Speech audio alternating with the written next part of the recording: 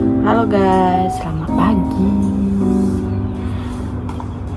Aku tuh mau berbagi cerita ya guys, karena aku udah lama gak bikin vlog. Maaf ya guys, muka aku lagi breakout banget. Aku tuh baru pulang cuti kemarin guys.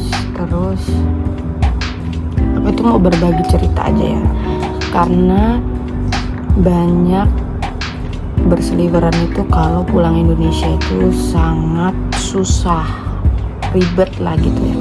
Tapi sebenarnya enggak kok. Kemarin aku nyatanya ya alhamdulillah lancar-lancar aja, nggak ada hambatan. Intinya kalau kita itu udah mempersiapkan kayak dari persyaratannya, terus siapin mental juga, sebenarnya ya lancar-lancar aja. Aku kemarin itu pulang di tanggal 8 Mei 8 Mei, pulang balik lagi ke Hong Kong itu tanggal 23 Mei. Jadi aku dikasih libur cuti itu 16 hari guys. 2 harinya untuk di perjalanan kayak gitu. Nah, apa aja sih kayak persyaratannya gitu kan, misalnya kayak apa aja gitu yang harus disiapin. Yang pertama itu misalnya ya kayak paspor. Aku kemarin paspor itu masa aktifnya masih 7 bulan lagi guys, karena pasporku itu habisnya di bulan 12 tahun 2025 ini. Nah, karena aku itu dianjurkan oleh agent suruh perpanjang paspor di sini dulu, baru disuruh pulang biar visa aku begitu balik ke sini tuh udah sampai 2 tahun, karena visa aku itu cuman mengikuti masa paspor kan. Jadi aku kemarin dikasih migrasi itu visaku yang baru cuma sampai bulan 11 guys. Jadi aku itu rencananya mau bikin paspor dulu kemarin di Hong Kong, perpanjang. Sekarang itu bukan perpanjang ya guys, jadi pergantian paspor namanya, nggak ada perpanjang. Nah, pergantian paspor itu aku mau buat itu karena pasporku masih 7 bulan lagi.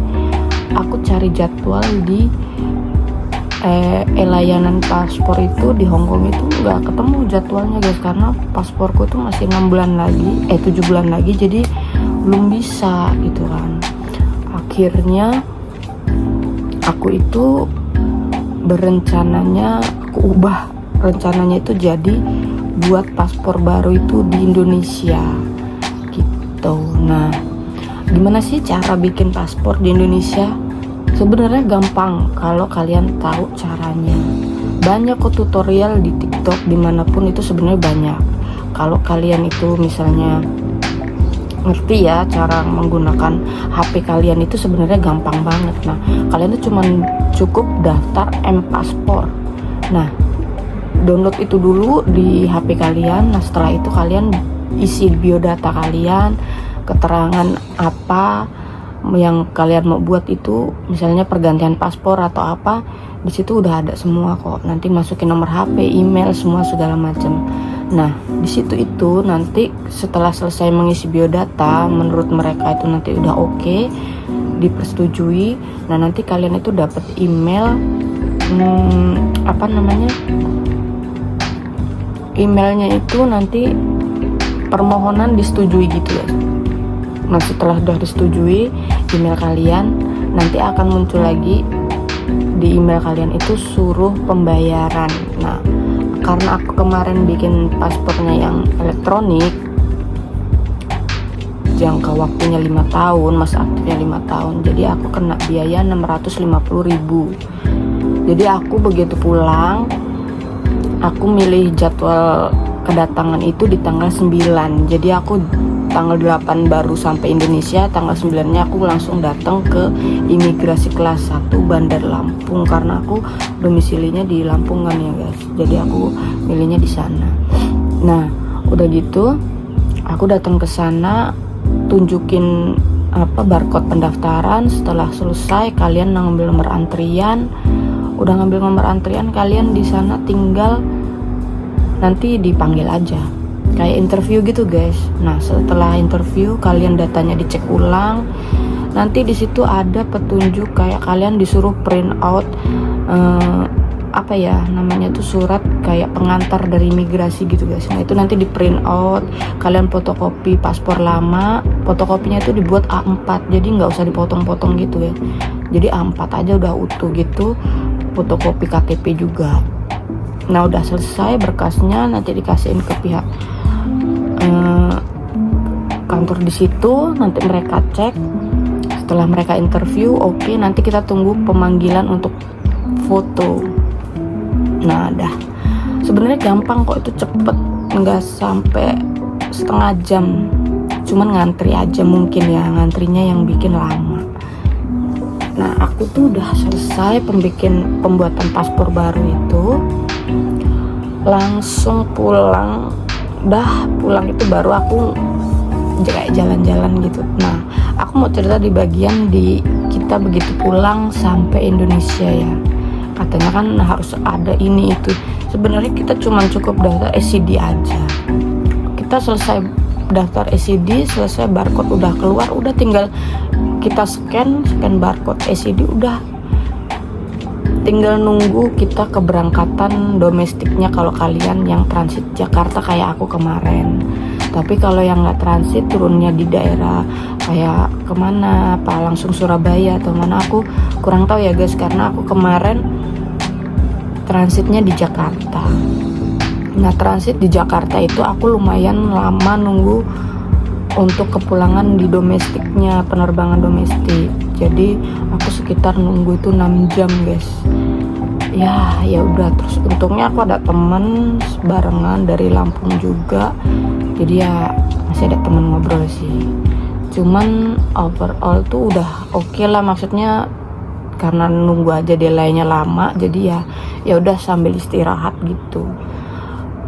Alhamdulillahnya sih lancar-lancar aja, nggak ada gimana-gimana.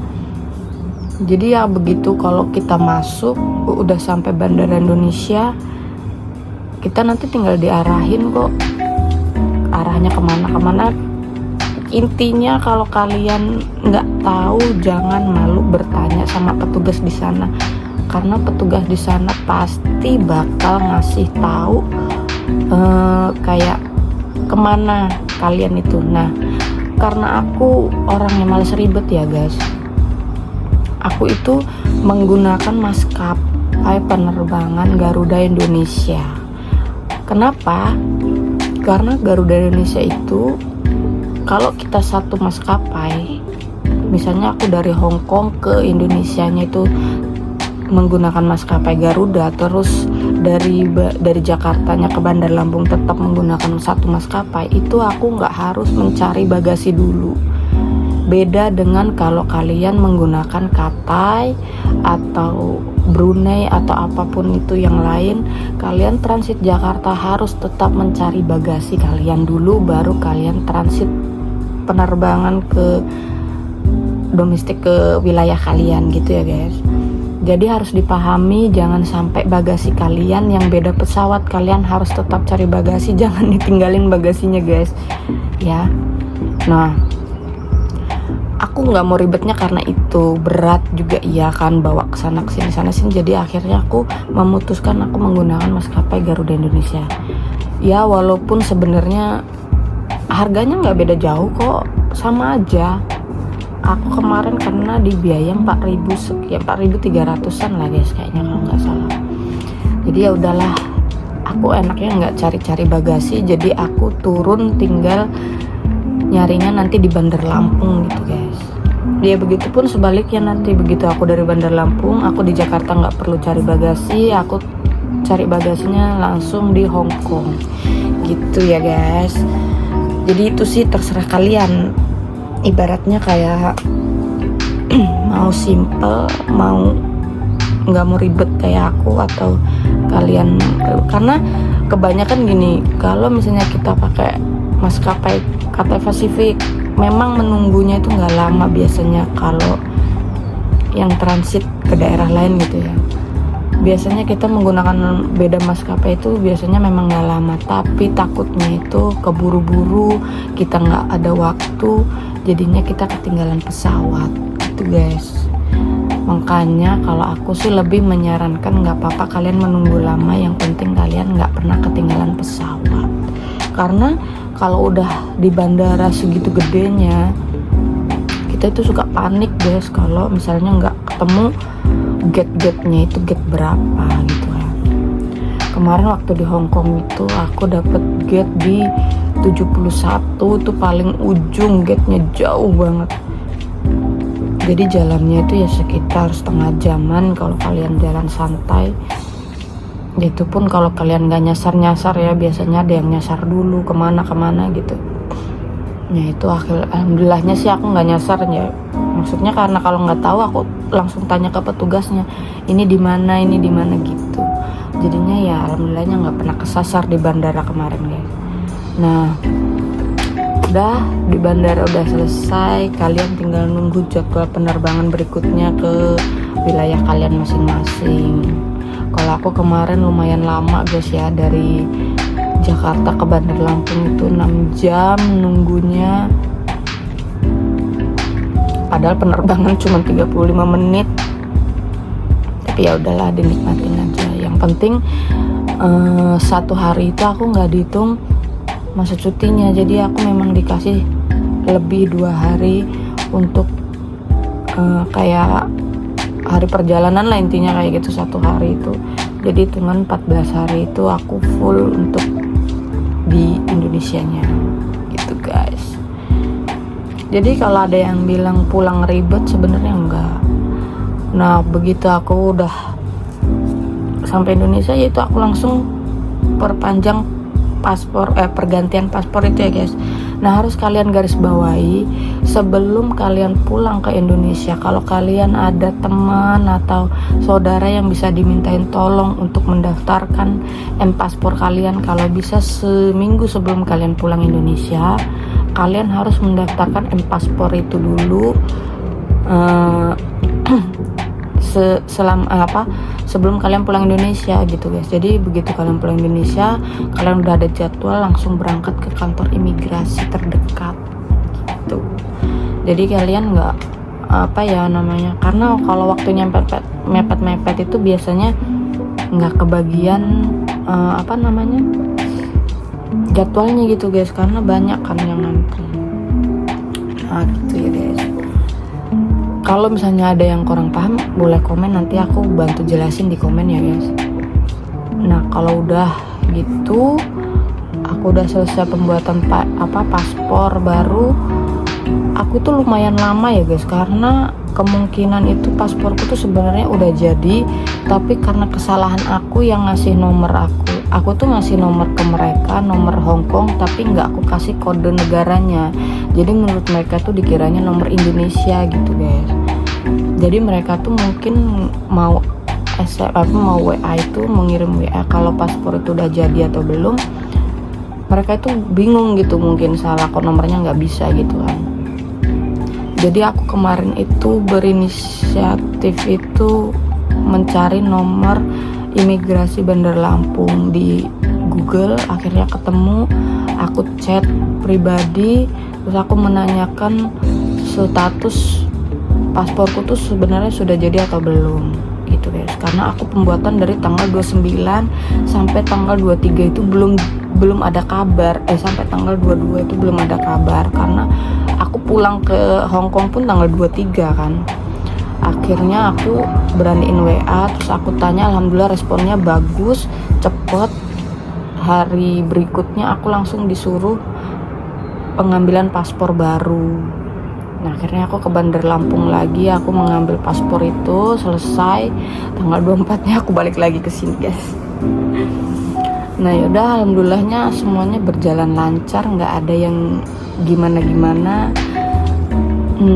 Kayak ibaratnya kalau orang bilang repot, ribet, sebenarnya nggak juga sih. Kalau menurutku ya, aku capeknya itu karena nunggu lama ya guys, nunggu lama penerbangan selanjutnya dari Jakarta ke daerahku di Bandar Lampung. Jadi ya aku kayak kecapeannya tuh cuma nunggu lama gitu aja. Kayak aku dari Bandar Lampung kemarin pulang ke Jakarta, dari Jakarta itu menunggu penerbangan sekitar setengah 12 malam. Jadi ya Aku sedangkan penerbangan dari Bandar Lampung itu jam 4 sore, sampainya jam 5-an kalau nggak salah, karena delay juga pesawatnya. Jadi ya lamanya itu nunggu-nunggu gitu guys. Jadi sampai tidur-tidur ngantuk gitu di bandara. Penerbangan malam sampai Hongkongnya aku pagi jam setengah 7 kayaknya, jam 7-an. Nah habisnya selesai ya udah pulang ke rumah majikan, langsung bekerja seperti biasa. Ya gimana ya guys, kayak kita tuh di Indonesia tuh sebenarnya bukan gimana ya, sebenarnya nggak semenakutkan itu kok Indonesia tuh. Sekarang udah ramah-ramah, udah banyak kemajuan. Ibaratnya sekarang autogate juga udah. Aku kemarin bolak-balik pakai autogate kok guys, gampang. Kalian cuma tinggal di situ ada petunjuk kaki kalian itu harus lurus menghadap ke kamera, terus tinggal buka paspor bagian kita yang ada biodata kita itu, kita tempelin. Nanti kalau misalnya kurang menekan, itu ada di layarnya tulisannya tekan sedikit, itu langsung kita tekan aja bagian paspor yang kita masukin itu. Udah selesai, nanti kita lihat kamera, udah pintunya nanti otomatis kebuka sendiri gitu guys. Jadi nggak semenakutkan itu sih sebenarnya ya. Jadi buat kalian yang pulang Indonesia, cuti, apapun itu, semoga kalian diberi kelancaran, diberi selamat sampai tujuan, happy holiday bagi yang mau ketemu keluarganya.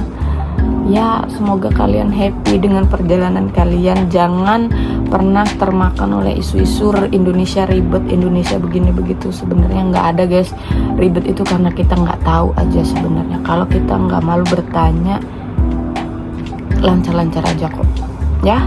Pesan aku, semoga kalian yang mau cuti atau apa, siap-siapkan mental kalian, karena Indonesia apa-apa mahal guys ya. Jadi kalian harus bawa uang yang banyak.